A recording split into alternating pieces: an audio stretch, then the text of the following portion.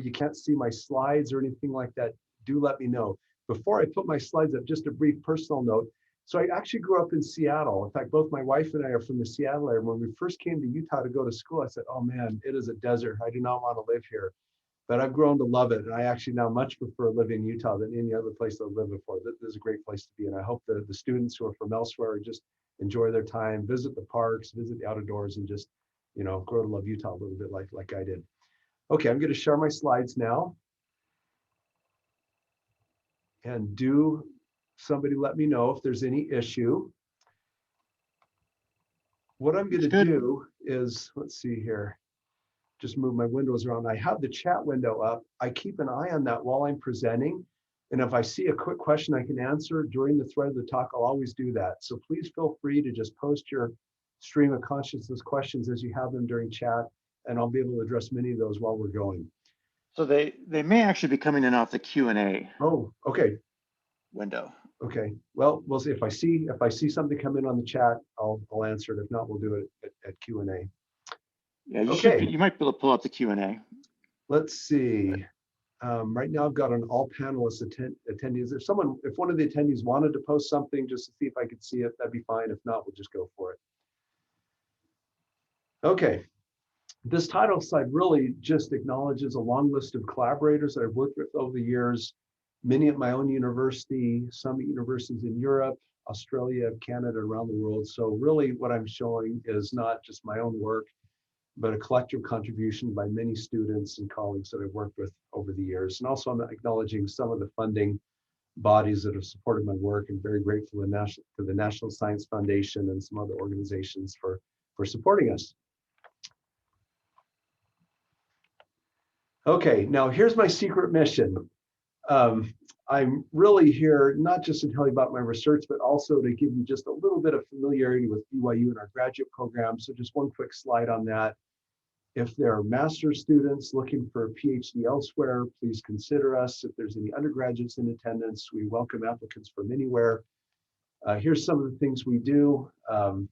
We have some national and international leaders in unmanned air systems or drones, holography, real-time holography, lab on a chip, ultra-fine 3D printing, a lot of cool stuff happening. So look into us, get in touch, contact me directly if you'd like to know more. We provide stipends, lots of ways to get support through scholarships and fellowships, RATA positions. Our students are quite well supported here. And there's our application deadlines. And then lastly, you can go to our department website, easy to find, or contact me. My email is there if you'd like to know more. So please keep BYU in mind as you're looking at options for graduate school. I'm the graduate coordinator, so I have very much a vested interest here. So with my secret mission out of the way, now on to my technical topic. Just so you understand where I'm coming from, my area is antennas and wireless communications, very much like Professor First. I was fortunate to be able to get into a research area that involves astronomical imaging. That's been a really cool thing for me to do over the last 20 plus years. We've branched out and brought some of our developments into satellite communications, drone tracking radars and communications, adaptive antennas and things like that. Okay. Now, I need to pause a little bit on a bit of a somber note and just remember our many friends and colleagues who worked with and at the Arecibo Telescope site in Puerto Rico. Most of you know that telescope mechanically failed last year, and that was a big loss for the astronomical community. When you look at the Arecibo site, it's a little dingy and maybe needed some paint or something, but it actually has state-of-the-art equipment in the antenna dome you can see in this picture before the collapse. I went there a number of times with students. You can see some photographs there, and so lots of cool things happening. So it's a big loss for the astronomy community, and I just have a lot of goodwill towards my colleagues there that are struggling with the loss of this really important part of the global scientific enterprise. Okay, for some of you who aren't that interested in the technical details of what I'm talking about, this slide may be the most interesting part of the presentation. Wonderfully, I'm seeing comments come up in the chat. So Caitlin Hall asks how the loss of Arecibo has impacted your work. It's had a very direct and significant impact. Not as much for me, As for people actually on site, people there are still working. They still have their jobs. The Arecibo facility is becoming a science outreach facility. They still have data from the telescope. The main dish is gone, but many people are still able to work there, fortunately. For me, the impact has been, we're building an instrument that would actually be mounted on the Arecibo Telescope. We're in talks right now with the National Science Foundation to repurpose that for another telescope site. And I'll mention that a little bit later in the presentation. So we've been very much impacted by that. But things are working out well, I think, or as good as can be hoped. And thanks for posting comments. I welcome that. Please, anybody post comments or questions as you have them. Now, people have the idea, even scientifically educated people, that we have a pretty good understanding of the universe. And we sort of do, but we also sort of don't. In fact, nothing major about the universe actually works the way we would expect. Nothing major about the universe works in the way that we would expect. This was noticed decades ago, dating back to maybe the 70s and 80s. But people realized that if I count the stars in the galaxy, compute their gravitational interaction, no galaxy should be the way it is. If you do the dynamics of stars based on gravitational interaction, it should have a really rapidly moving core and a diffuse outer region of less dense stars. But instead, galaxies have these beautiful elliptical or spiral structures. They're much more organized and structured than they should be based on simple gravitational dynamics. That was a huge mystery. In fact, it still is a mystery. So people formed a hypothesis that in order for galaxies to be structured the way they are, there just has to be more mass in that system. You know, every galaxy has to have something else there that creates an attractive force. And that came to be called the dark matter hypothesis. Now, dark matter really, until recently, was nothing more than just a name for a totally unknown something that explains why galaxies behave the way they do. But dark matter has gotten more real in the last few years. In fact, astronomers have observed gravitational lensing caused by the presence of something that we can't see that surrounds galaxies. If you map the gas, the hydrogen gas around galaxies, that gas is attracted, it accretes to the dark matter cloud. So we can map out dark matter by looking at the gas that's attracted by the dark matter, and it emits visible radio waves, or detectable radio waves. So this hypothesis that there's something else out there is becoming more real. We're seeing different manifestations of dark matter, but it pretty much has to be there in order to make galaxies just orbit the way they do. The stars alone won't, just don't provide the right dynamics. So that's dark matter. And in fact, most of the matter in the universe has to be of this dark form. We can't see it, we can't detect it, but we can see lensing and we can see its effect on galactic structure. Okay, so galaxies don't behave the way they should. There has to be something else there. Okay. Now, years ago, when Einstein created his general theory of relativity, that was basically a differential equation for the structure of the universe in terms of its matter and energy content. Well, that predicted that everything would exert an attractive force and the universe should really be collapsing. So Einstein put in his equations a scalar term, a scalar field that filled the entire universe, that provided a repulsive force and made the universe stable. Because as people knew in Einstein's time, when you looked out at the universe, you could see that it was just sitting there. Things orbited and moved, but it wasn't collapsing. Well, then somebody by the name of Vesto Slipher detected Doppler shift in the light from stars and realized that actually stars and galaxies are moving away from each other. And that was quite surprising. People didn't believe it at first. Edwin Hubble came along and really made more observations that solidified that and proved incontrovertibly that everything is accelerating away from each other. And most people know about that. That's a fairly familiar thing for scientifically literate people. Well, Hubble, interestingly enough, was a very charismatic person, very daring and dashing. He tended to overstate his accomplishments, unfortunately, but he rescued people in battle. He would save drowning swimmers. He jumped into a boxing ring with a champion boxer and knocked out the champ. This dude was just dashing and exciting and fun. And he was able to sort of change people's view of the universe. In Einstein's time, people thought the universe was pretty much static. It just kind of sat there and the stars orbited, did their thing, but there wasn't any net movement. So Einstein put in this repulsive term to make the universe like people thought it was in his day. Well, after Schleifer and Hubble, people knew that wasn't true, that stars were moving apart.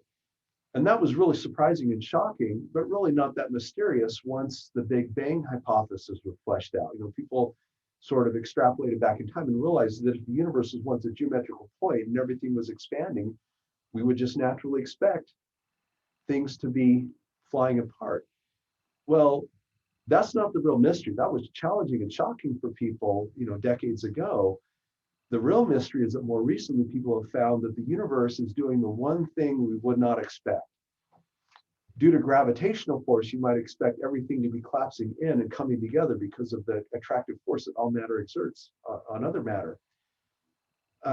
Or things might be flying apart, but slowing down and decelerating as gravity slows down the initial inertia from the Big Bang. But everything in the universe is doing the one thing that science doesn't predict. In fact, the rate of acceleration is the rate of motion of things away from each other is accelerating. It's the least likely option out of all the scenarios. So in fact, the main hypothesis now for why the universe's expansion is accelerating, the one thing you wouldn't expect it to do is dark energy. And that is related to Einstein's scalar field that he put in to fill the whole universe to prevent collapse. So now we have that Einstein's dark energy scalar field in there, not to make the universe static and counteract gravity. It's in there to sort of push the universe so that things accelerate in the way that we observe. They actually do. It's remarkable. The least likely thing you could imagine is what's actually happening, acceleration of the expanding universe. It's baffling, but real. It's in the Doppler shifts. You can observe the light and radio waves of stars. Remarkable. So if I put 1 and 2 together, dark matter and dark energy, if you run the numbers, it turns out that those things consist of around 96% of all the matter and energy in the universe. So really very little of the universe is stuff that we know about, photons, electrons, proton quarks, and stuff like that. Most of the universe is things we don't know.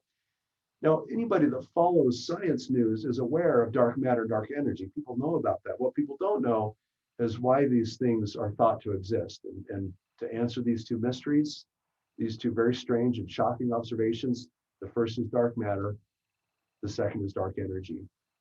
But there's more. Those are not the only things that are strange.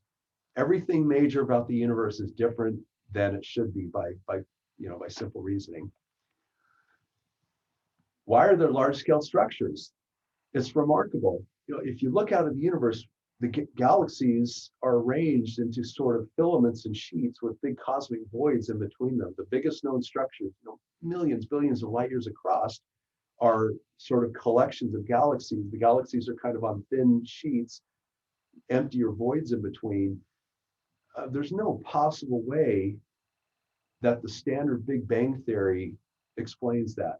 In fact, the standard Big Bang theory, if you just think of everything in a geometrical point and then flying apart, there's actually no real reason for there even to be stars or galaxies. If everything were perfectly symmetric, all that hot matter and energy should have spread out, and there would be no reason for there to be any asymmetry that would create a star here and not a star there. There's no reason for that. Things should have just been spread out. So why do we have stars and galaxies and these monstrous structures, these cosmic voids and filaments of galaxies and stuff? Well, there's another hypothesis that explains that. We've got dark matter, we've got dark energy, and there's a theory, a hypothesis that explains the existence of large-scale structures, and that is the inflationary theory that's sort of added on to the Big Bang. So what's thought to have happened is when the universe was microscopic in size, nanometers or less, it went through a really rapid expansion. It was much more rapid than it just flying apart due to repulsive forces. It went from like microscopic size to marble size in picoseconds. And that initial burst of expansion, rapid expansion, took quantum fluctuations in the original hot matter, hot energy mix, spread them out. Those became stars galaxies and the voids and filaments that we see that galaxies sort of are arranged into in the universe. So the point there is that the universe has way too much large-scale structure for a simplistic Big Bang theory to have been applicable. There had to have been this rapid expansion. Now, of all the three sort of hypotheses, we have dark matter, dark energy, and inflation. Inflation happens to be the one where there seems to be the best theory and data agreement. The inflationary theory actually has very specific and quantitative consequences for the power spectral density of the cosmic background radiation. So the cosmic background radiation basically is the black body radiation from something that's about 4 degrees Kelvin, very, very cold. As the universe expanded, it cooled, and the cosmic background radiation is the heat glow from the original hot Big Bang, but really cooled off due to expansion. It corresponds to a temperature now of about 4 Kelvin.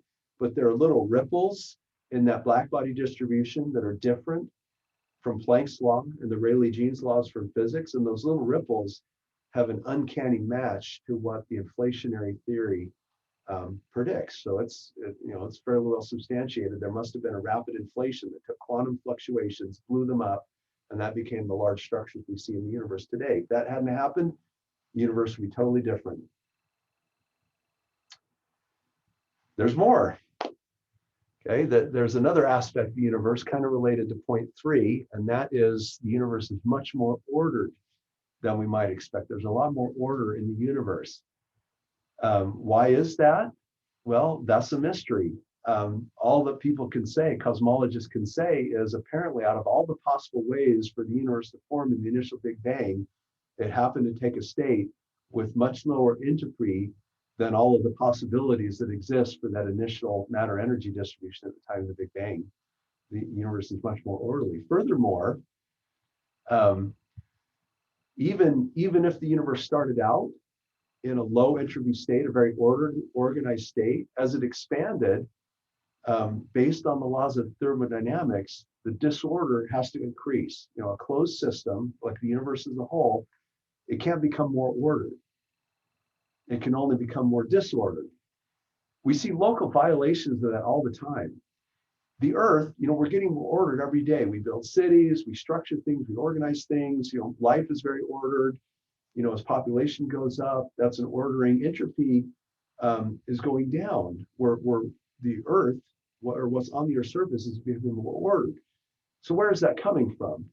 Well, the Earth is receiving disorder in some sense from solar radiation, and then as it becomes more organized, it sort of exports the excess entropy in the radiation that comes from the dark side of the Earth and goes out in the interstellar medium.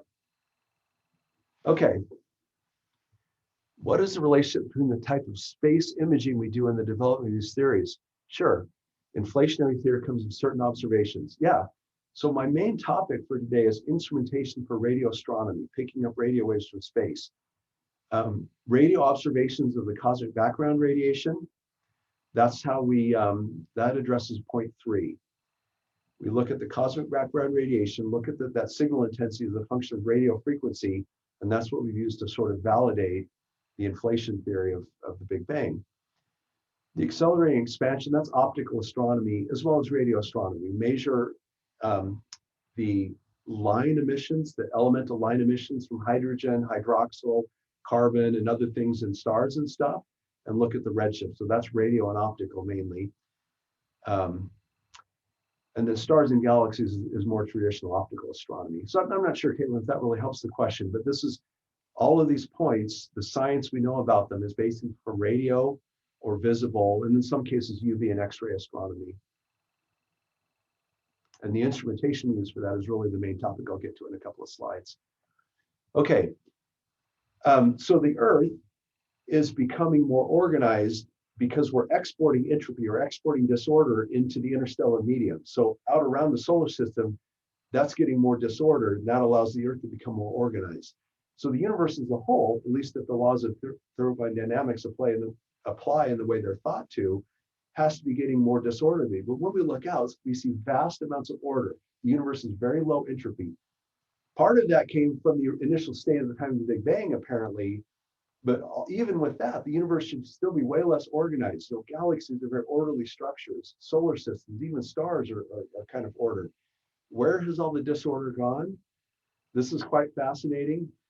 99.99 and several nines% of the entropy or the disorder in the universe has been sucked into supermassive black holes at the centers of most galaxies. In fact, just this week, one of the big radio astronomy observatories, a phased array antenna that spans much of Northern Europe, released a study where they mapped out the locations of 25,000 supermassive black holes in one small segment of the sky. Supermassive black holes sort of have gobbled up most of the entropy or disorder in the universe, which allows the rest of us to enjoy the order, which makes life possible and the universe as we know it possible.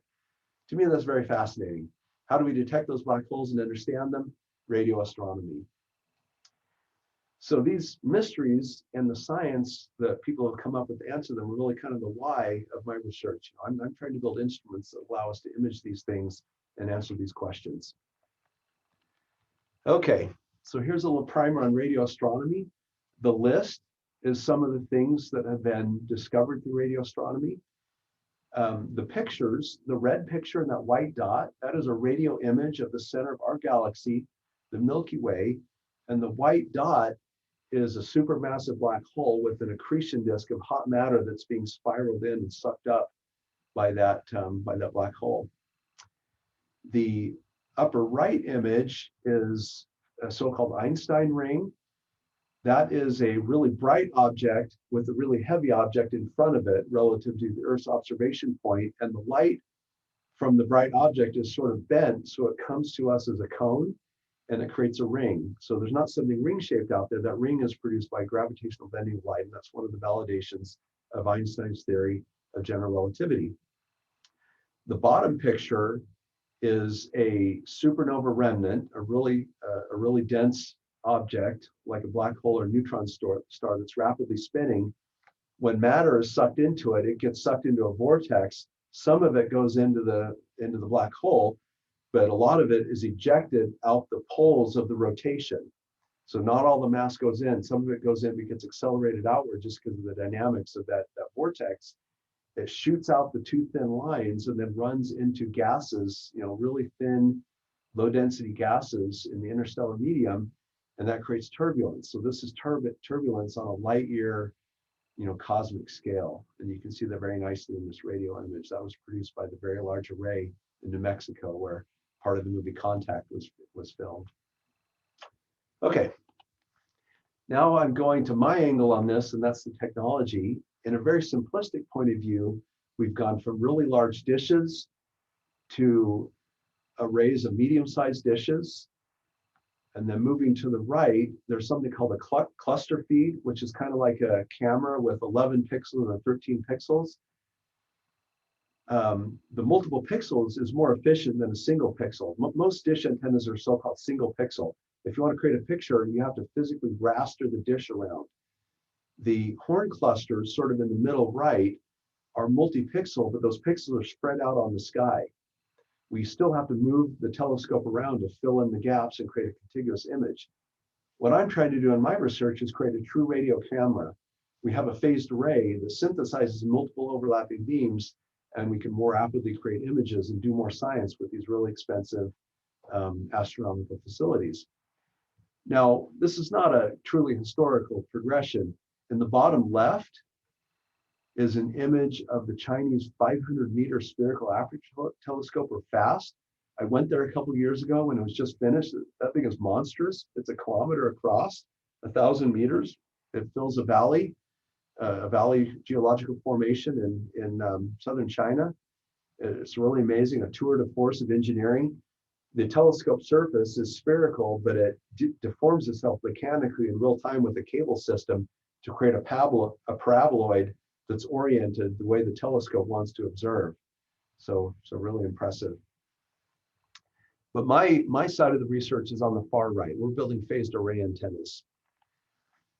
The catch, though, is from an antenna designer's point of view, the requirements are really strict. We have to have ultra high efficiency. We can have no losses. no thermal losses or ohmic losses in the antennas.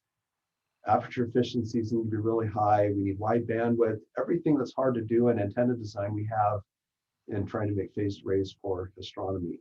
It's a very challenging thing. But as researchers, that's great, because challenging equals great problems for students, it equals funding and lots of fun research. Okay, now this slide is kind of the boring stuff. In fact, when I talk to like program managers and funding agencies, this doesn't seem very exciting, but it's ultra important. Minimizing loss is really the single most important research problem that we have. In fact, there's been a lot of startup companies trying to do similar things for satellite communications, and they're focused more on exotic technology that attracts venture capital, but the loss isn't good, and their antennas end up being really large and have poor efficiency. So our laser-like focus is on minimizing loss. It's kind of boring, but it ends up being the key enabling thing. So let's run some numbers. In a mobile phone, the antenna efficiency might be 70%. That means if I transmit 1 watt of power, 700 milliwatts comes out of the antenna, the 300 milliwatts just heats the antenna up. That's okay, because in the mobile phone environment, most of the noise is actually interference from other phones. And if we make the antenna more efficient, we don't really gain that much. On the receive side, if I were to put a more efficient antenna inside the mobile phone, I might gain 1 dB of SNR. So if I go from the antenna that's in there to a 98% efficient antenna that's more sophisticated, I only gain a dB of SNR. It's not really worth doing that because the antenna bandwidth becomes challenging and it becomes more expensive and bigger. But if we go to radio astronomy, the ambient noise is much lower. And because the denominator in signal and noise ratio is small, small changes to the denominator really matter more. In fact, if I'm trying to receive a 1 to 2 gigahertz astronomical signal and I make my antenna, if I go from 70% efficiency to 98% efficiency, my SNR actually gets better by 8 dB.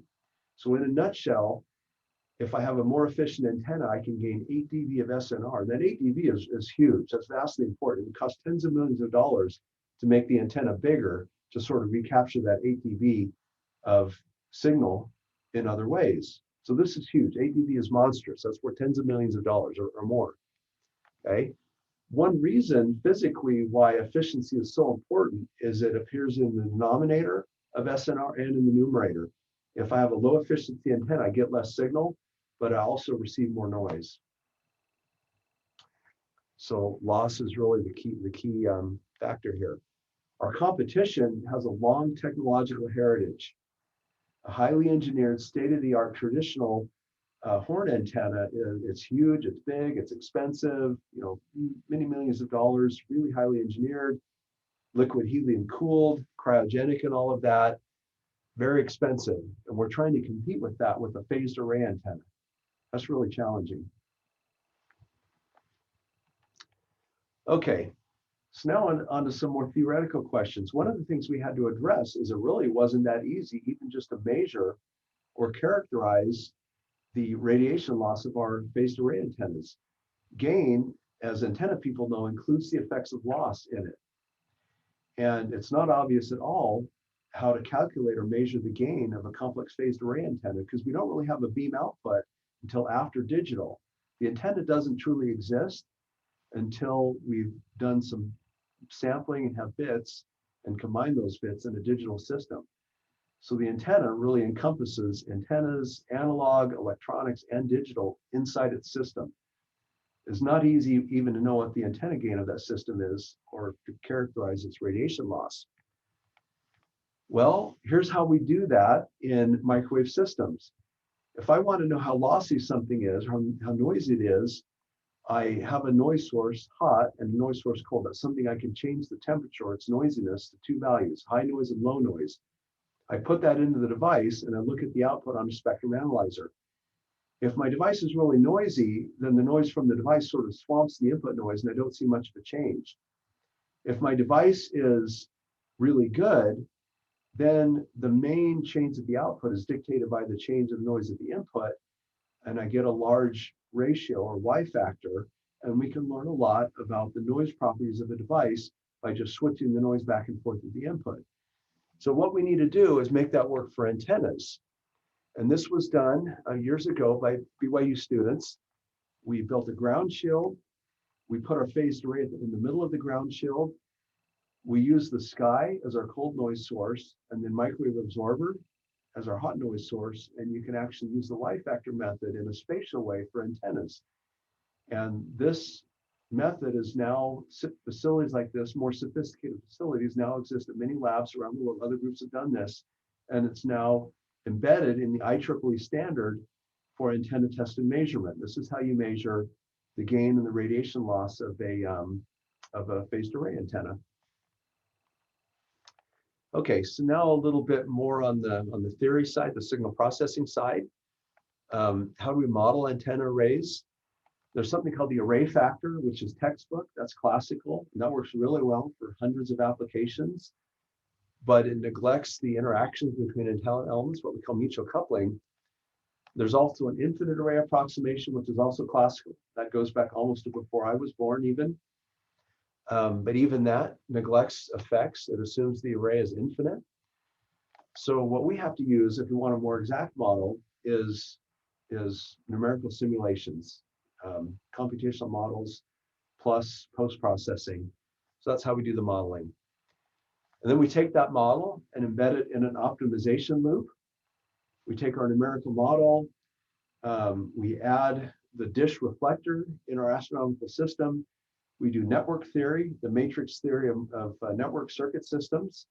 Then we do the beamforming, and then we run that in a loop to optimize our antenna arrays for best performance, SNR, and other parameters. Here's the pieces of the system. And then below we'll show the different algorithmic frameworks, modeling frameworks that we use. Physical optics, which works for a reflector. It's an electromagnetically large structure. An expensive software package models the antenna elements. We use matrix theory to model the electronics. And then we transition from the antenna world into the signal processing world. And we do that through signal correlation matrices. And I'll show that on a later slide just briefly. Okay, so here we're going from the antenna world into the signal processing world. I'm really fortunate because I have a collaborator, Brian Jeffs, who's in this community. We work together a lot.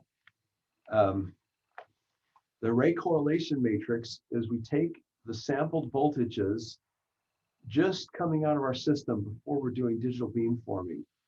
We form that vector of voltages into an outer product. It's an n by n matrix, and that is called an array output voltage correlation matrix. And then we model that using its statistical properties. So the correlation matrix is kind of the language we use to have the antenna world talk with the signal processing world. Some simple examples.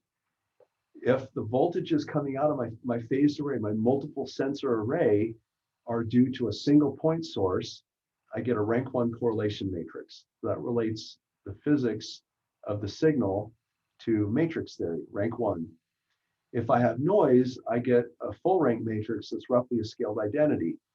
And for a real system, I don't get quite an identity. And this is something from an actual model for an astronomical array antenna. So that just gives you a bit of intuition into what a correlation matrix does. It depends on the antenna properties and the signal or noise we're receiving. A little bit on mutual coupling. That's huge in astronomical antenna systems design. Mutual coupling is where I have network coupling between the ports in a multi-port circuit. Mutual coupling is highly related to conservation of energy. It's the coupling in the network representation for an antenna that allows that multi-antenna system to satisfy mutual coupling and not receive more energy than is really available to receive. So in a nutshell, if I put current into one port of my multi-port system and then find a voltage at another port, that's mutual coupling. Over the years, this was huge when I was just a little kid in phased array antennas. Mutual coupling causes scan blindness. The phased array doesn't work or physically damages itself. If we try to scan a radar beam to certain angles, that had to have been fixed years ago. Software got powerful enough to model mutual coupling, so that was really big. Mutual coupling is really big in medical imaging. You have to account for mutual coupling when you tune a coil that does an image of your knee if you tear a ligament. It became big in communications, multiple input, multiple output communications. It did a lot of work on mutual coupling.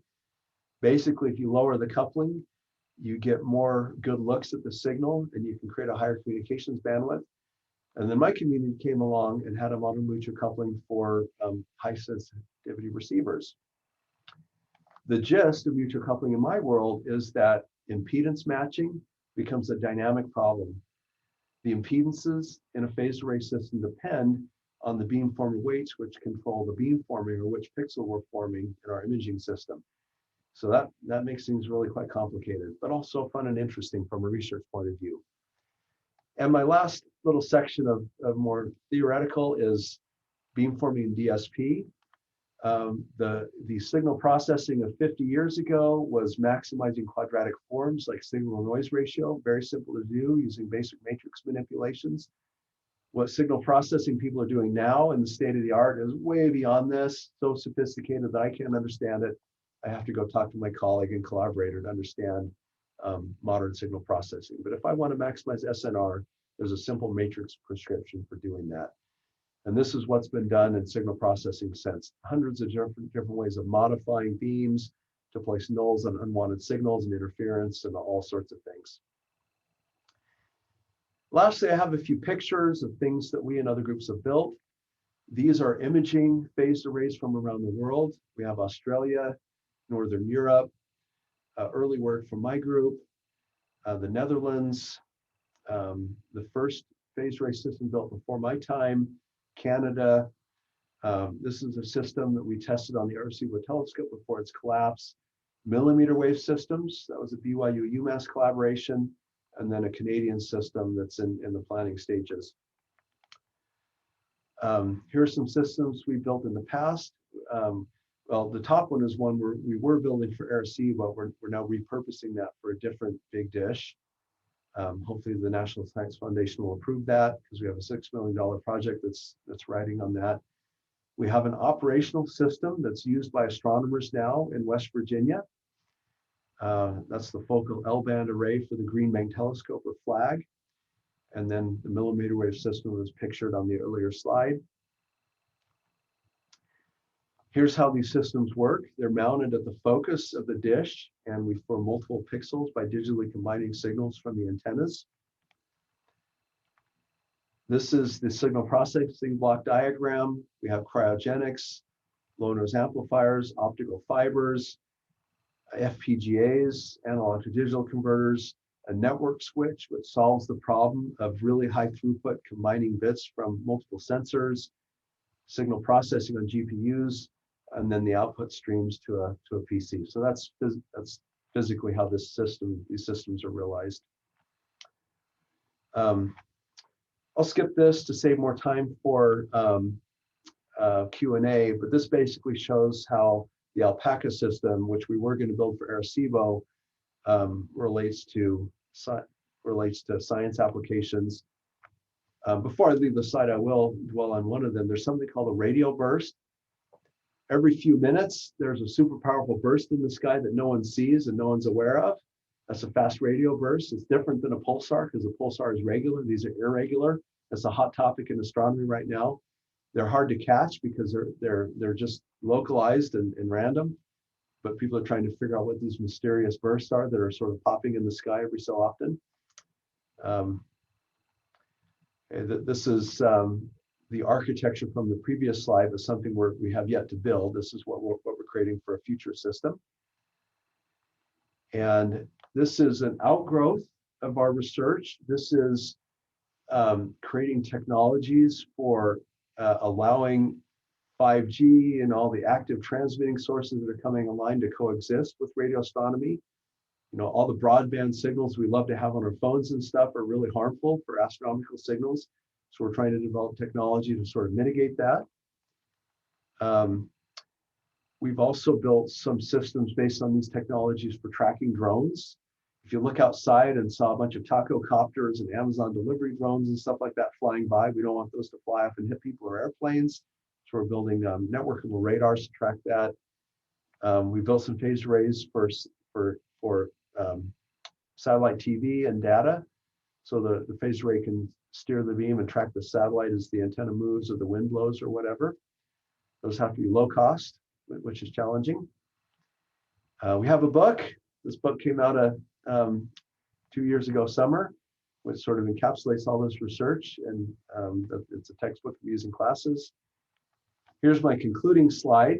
I want to save time for questions, so I'm just going to stop talking now, and I'll leave my conclusions up. And if you'd like to post in chat, that's probably the quickest way. I can answer more questions that way, but if chat's not your thing, ask a question on audio. That concludes my formal talk, and I'm just going to open it up for questions or discussion. Thanks for your attention. Thanks, Karl. Okay, thanks. So I think questions may be coming in over chat and also the Q&A. Karl, can you see the Q&A down at the bottom next to raise hand? I do now because I just clicked on the Q&A window. Okay, so now I'm looking at the Q&A. All right. Okay, James, former student of our program and also PhD grad from the U. It's good to be in touch with you, and thanks for the plug. Okay, are there plans for rebuilding Arecibo? The Arecibo community, it's a couple hundred people who are at Arecibo or users or friends of Arecibo, are furiously working on a white paper, which has kind of a semi-crazy idea. The current idea is to take the valley where the telescope was and put a big platform in it. You know, think the flat thing on a merry-go-round and have that tilt, and then put a bunch of maybe 30-foot dishes on it and tilt that. It's a little bit harebrained because that's a big thing with many tons of weight that has to move, but that's the current thinking by the next generation Arecibo Telescope, the NGAT. That's their acronym. Okay, a little risky, but that's what they're thinking about, and they're trying to get money for it. The big thing is money. Nick, is there a reason why things are accelerating? That is a huge unknown. Somehow there's a dark energy field that's pushing things apart. We know how that would fit into Einstein's theory. What we don't know is where that comes from quantum theory. So unified field theories are the holy grail. Electricity, magnetism, the weak force, and the strong nuclear force have all been unified into a unified field theory. That's the standard model of physics. Gravity is an outlier. The Higgs boson creates a bridge between gravity and quantum, but we don't have a full grand unified field theory that includes gravity. When we do, that will by definition have to explain what dark energy is, which in turn explains why things are accelerating. That's a big unknown right now, but there are people furiously seeking a Nobel Prize and an answer to that question at all major physics institutes around the world. Okay, active use of NRAO. That's a tricky question, a little challenging for me because NRAO has a priority system. Our multi-pixel radio camera flag has to be competitively scheduled, and they're not putting it on the dish as much as we would like. Theoretically, it's available, but it's not getting up there as much as we hope. So that's a kind of a bone of contention. We're sort of lobbying to get more usage of flag and let it be used more for astronomers. What are the benefits? So every radio telescope around the world is highly oversubscribed. Doing astronomy now is getting up at 3 a.m. in your pajamas with a hot drink of some kind, you know, hot chocolate from BYU, probably coffee if you're you, whatever. And then you're doing your astronomy through a web browser at the GBT in the mountains of West Virginia. That's how astronomy is done. And all telescopes are way, oversubscribed. You know, people apply, they can only allocate time for a few researchers around the world. So our system lets the observer do their science much more quickly and more efficiently because we're doing a radio camera image as opposed to rastering around as much. And it allows more scientists to use the telescope, which means more cosmology and astrophysics, more answers, and a greater understanding of the mysteries I talked about at the beginning. Thanks for the Q&A. If you have more questions, please post them. I'll stick around for a few more minutes. And yeah, you could try raising your hand and we can see if we can identify you if you want to go ahead and ask a question.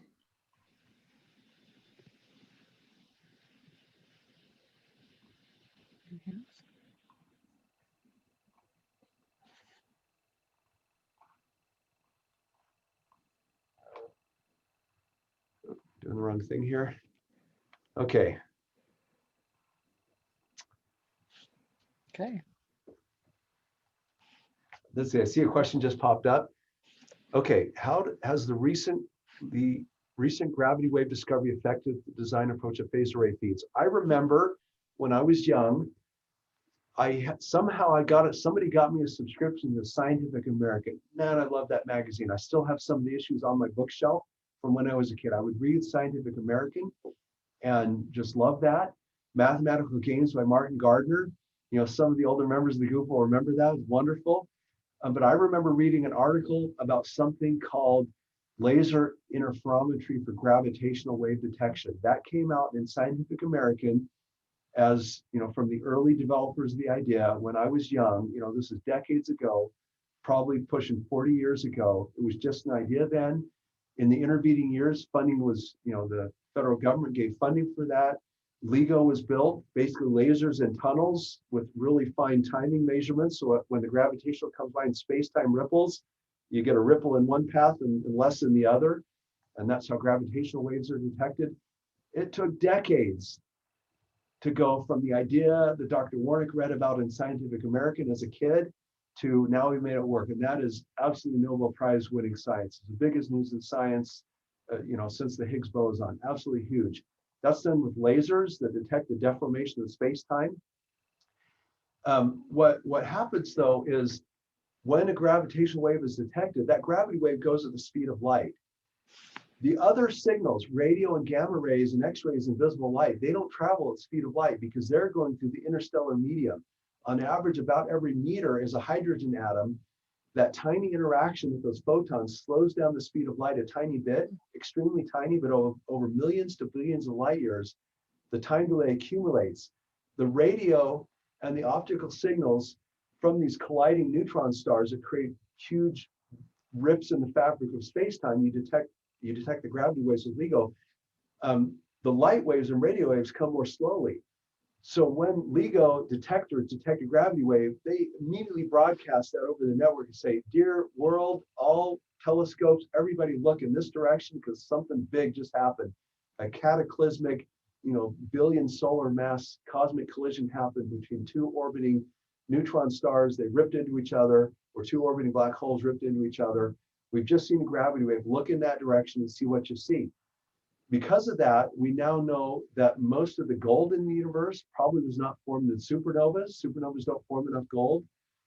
The gold was formed by colliding neutron stars, we think now. The colliding neutron stars create an explosion. In fact, when neutron stars collide, they produce as much gold as like 2 or 3 Earths, you know, billions of tons worth of gold. Anyway, I just said that because I don't have a good answer to the question. We'd love to have better phased arrays so we can track the things that LIGO and gravity wave detectors are seeing. And that's all I really have to say about that question.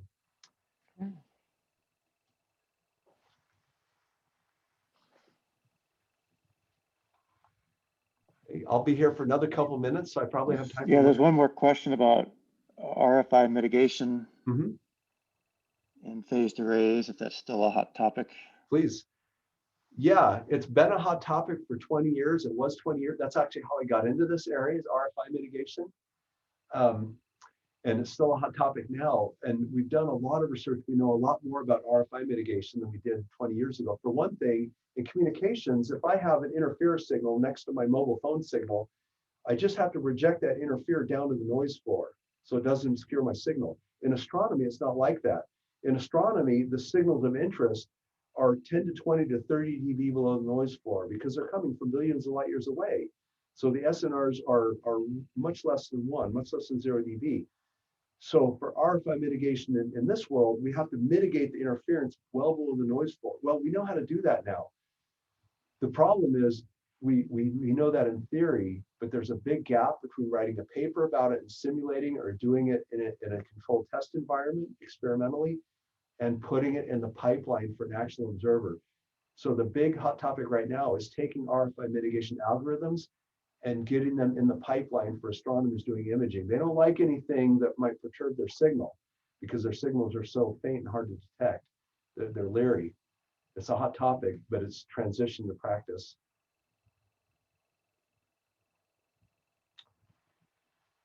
Thanks for the questions, a great discussion. if there's another thing would like to ask, I'll maybe stick around. But thanks to those who for giving me a little bit of attention and for listening in. Okay, great, thanks. Yeah, so Thanks, some everybody. students may drop off and maybe some others will stick around a little bit with some other questions. Okay. I'm